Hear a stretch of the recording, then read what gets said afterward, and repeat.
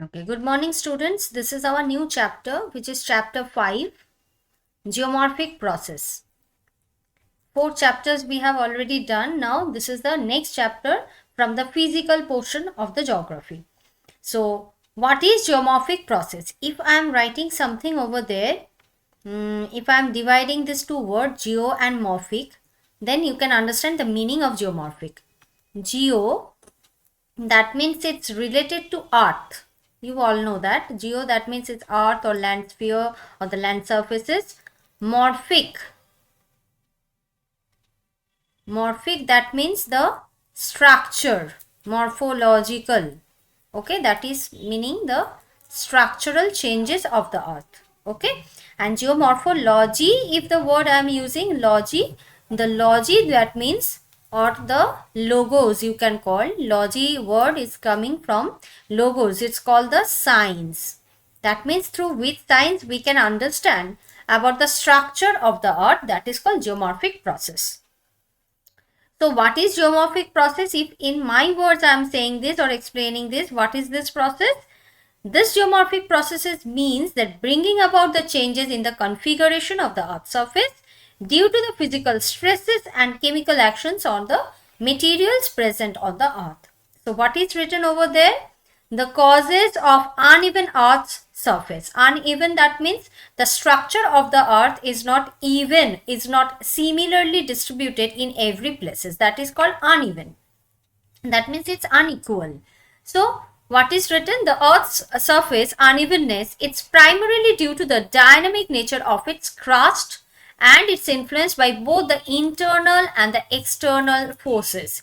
Internal, that means endogenic, which is happening inside the earth's surface, and exogenic or exterior, any kind of surfaces you can call it, that is called in the exterior surface. In the naked eyes we can see the forces. So this is our next part, that exogenic and endogenic forces. First we are going to know about the endogenic forces. It arises from within the earth's surface and contribute to the building and elevation of the earth's surface. This is very important line. What is the basic theory of endogenetic forces, or what includes in these forces? That is the building, or you can say the mountain building, and the elevation of the earth's surface. Come to the next part, which is exogenic forces. It's primarily driven by the solar energy, because we know in all kind of sources of the energies are coming from the solar power, and it originates the earth's atmosphere, causes a wearing down. Wearing down, that means it's erosion, and filling up the earth's relief through the process of erosion deposition. It's known as gradation. This is another process which we can call at a gradation. If I am giving you a chart, yes, geomorphic process,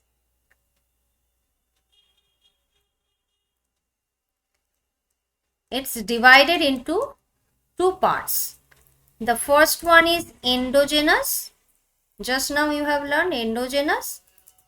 And the second one is exogenous. This exogenous again divided into aggradation and degradation.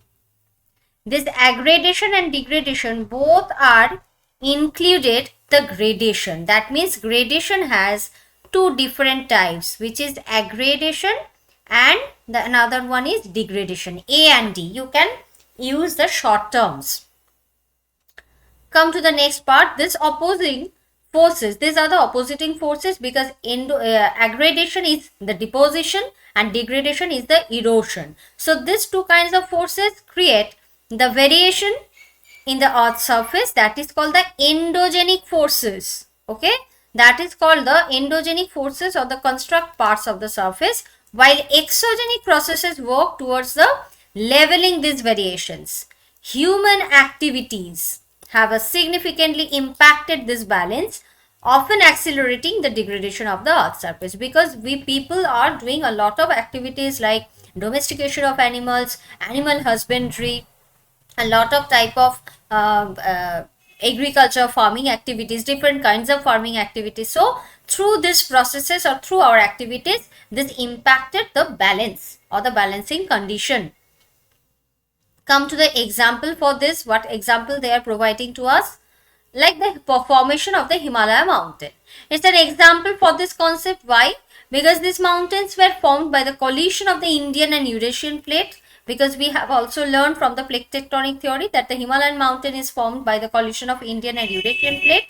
So, and endogenic processes, through the endogenic process. Why it's endogenic, why it's not exogenic? You can see directly by your naked eyes that the Himalayan mountain is growing up. We can't see, we can just measure the height of the Himalaya, so that we can understand that yes, the structural convenience, it's already going on and on.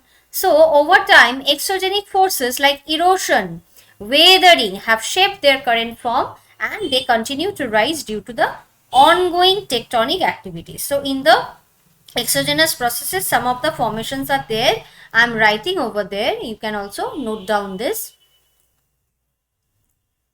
The first one is erosion.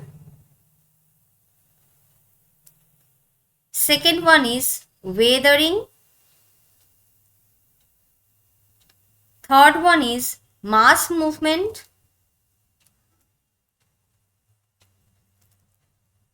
Fourth one is deposition. All are related to each other. And the last one is transportation.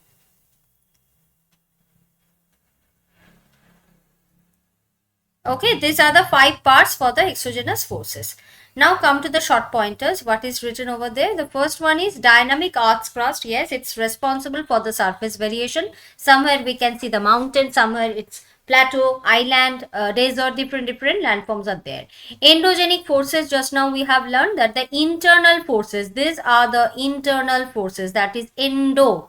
And exo, that means exterior part of our world, that means external forces. That's how you will make your trick to remember those names. Like solar energy.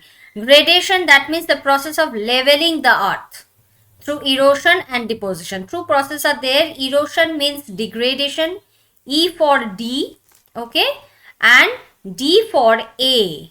That's how you will remember. AD and DE. Okay, that is the trick to remember those. Human impact, just now I said it can't make the balance between the endogenic and exogenic forces because of the human activities, and in the example is given Himalayas. Himalaya mountain due to the tectonic activities. First one is endogenic, and we can also see the erosion, that is called exogenic.